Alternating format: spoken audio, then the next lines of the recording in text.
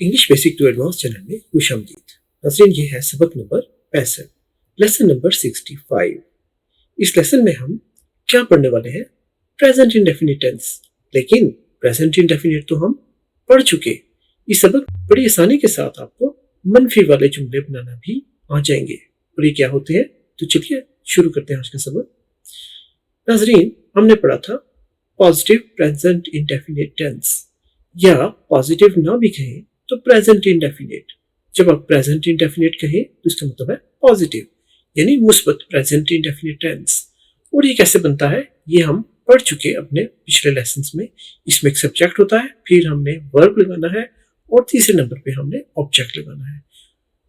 ये तो है फार्मूला, लेकिन इसको एक मिसाल से देख लेते हैं। अली खत लिखता है, अली राइट्स अ लेटर। क्या आपको याद है पिछले सबक में हमने ये पढ़ा था? इसके बाद फिर हमने एक और मिसाल देखी थी, हम क्रिकेट खेलते हैं, वी प्ले क्रिकेट। और फिर एक और मिसाल हमने की थी, मैं एक सेब खाता हूँ, आई ईट एन एप्पल। मैं एक सेब खाता हूँ। यहाँ पर देखिए, राइट्स, प्ले, ईट, ये सब वर्ब्स है। और अली, वी और आई ये क्या है? सब्जेक्ट। और ऑब्जेक्ट है लेटर, खत, क्रिकेट और सेब यानी एप्पल। तो ये है ऑब्जेक्ट्स।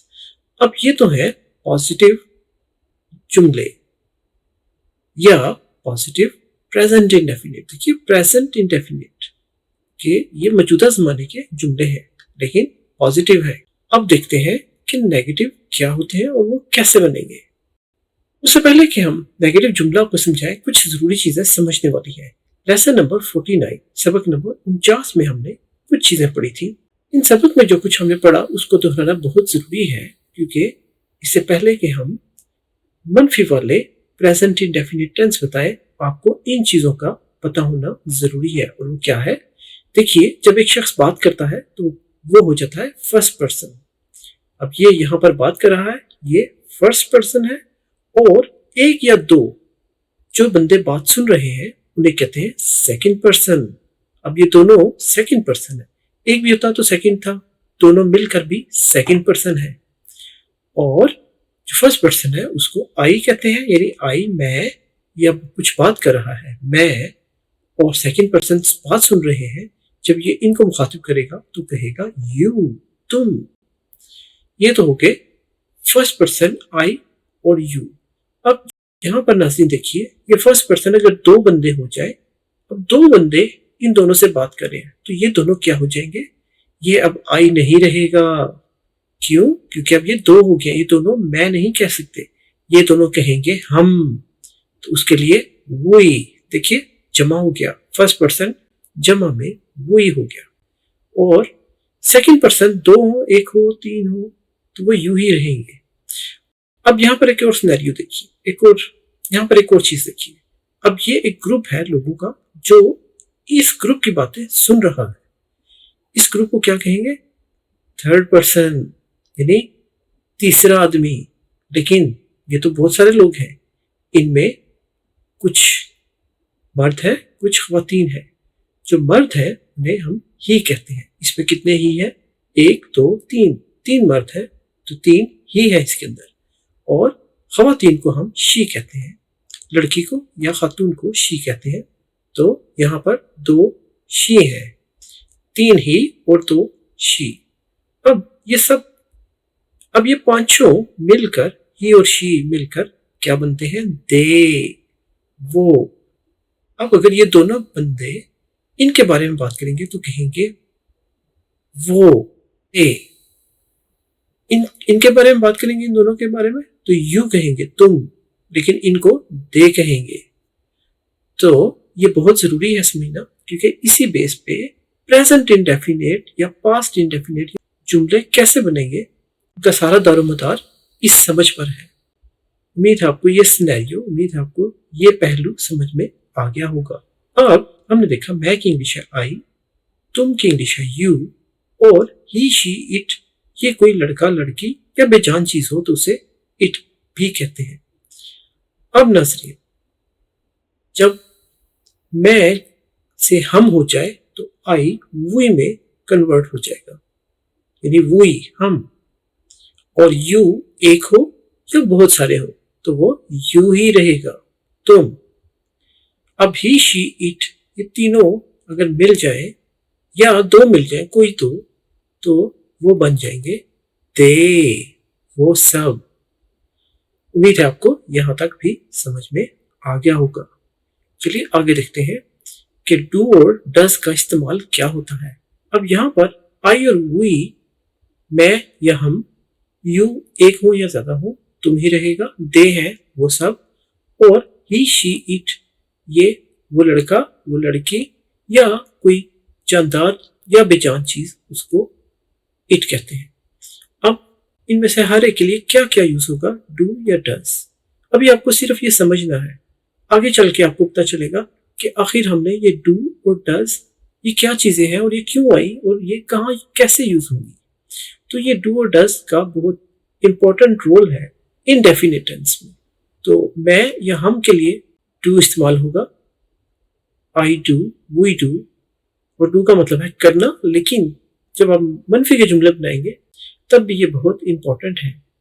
यू के लिए भी डू ही इस्तेमाल होगा और दे, इसके लिए भी डू ही इस्तेमाल होगा। लेकिन नाज़रीन ये देखिए, ये तभी सुर्ख कर रखे हैं कि ये खतरनाक है। ही, शी, इट, इनमें से कोई एक भी इस्तेमाल हो गया तो उसके साथ डज का इस्तेमाल होगा। ये समझना बहुत ही ज्यादा जरूरी है। अगर आपको ये समझ में आ गया, एक बार आपके दिमाग में जहन नशीन हो गया, तो आप जुमला बनाने में गलती कभी नहीं करेंगे। उम्मीद है आपको ये चीजें भी समझ में आ गई होंगी। अब देखते हैं मनफी प्रेजेंट इंडेफिनिट टेंस क्या होता है। पहले उसका फॉर्मूला देख लीजिए, उसमें सब्जेक्ट। अब जब पॉजिटिव था तो ये डू नॉट या डज नॉट नहीं थे, सब्जेक्ट था, वर्ब था, ऑब्जेक्ट था। लेकिन अब यहां पर सब्जेक्ट के साथ आपने डू या डज का इस्तेमाल करना है, उसके बाद नॉट लगाना है, फिर वर्ब की पहली फॉर्म और फिर ऑब्जेक्ट। तो ये कुछ मिसालें हैं, इससे आपको समझ में आ जाएगा।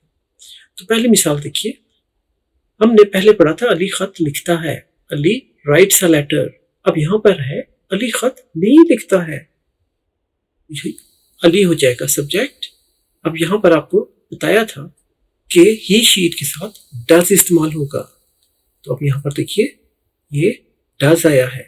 अब डू नहीं लगाना, डज, क्योंकि ही, शी, इट इसके साथ डज इस्तेमाल हुआ, तो अली डज नॉट राइट। अब देखिए यहां पर पहले एस यूज हुआ था, राइट्स, जो पॉजिटिव जुमला था, मुस्बत जुमला था प्रेजेंट इंडेफिनिट का, ठीक है, डज नहीं था, नॉट नहीं था, इसलिए राइट के साथ एस का इजाफा किया गया था, क्योंकि ही, शी, इट के साथ वर्ब की पहली फॉर्म के साथ एस या ई एस का इजाफा किया जाता है। तो अब वो इजाफा कहाँ गया, वो इजाफा डज ने ले लिया, देखा आपने, अली डज। अब वो इजाफा यहां नहीं है, बल्कि डू के साथ ई एस लग गया तो ये डज बन गया। तो Ali does not write a letter, Ali खत नहीं लिखता है। एक और मिसाल देखी थी हमने, हम क्रिकेट नहीं खेलते हैं, लेकिन पहले जो हमने मिसाल पढ़ी थी हम क्रिकेट खेलते हैं, तो उसकी इंग्लिश थी वी प्ले क्रिकेट। लेकिन अब आ गया नहीं खेलते हैं, नहीं करते काम।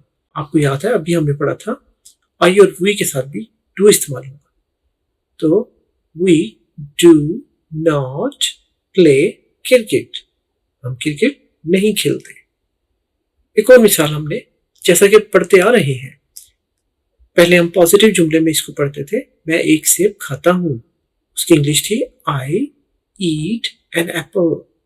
अब है मैं एक सेब नहीं खाता हूं, तो यहां पर जैसा कि आपको बताया था आई और वी के साथ डू इस्तेमाल होगा, तो I do not eat an apple, मैं एक सेब नहीं खाता हूं।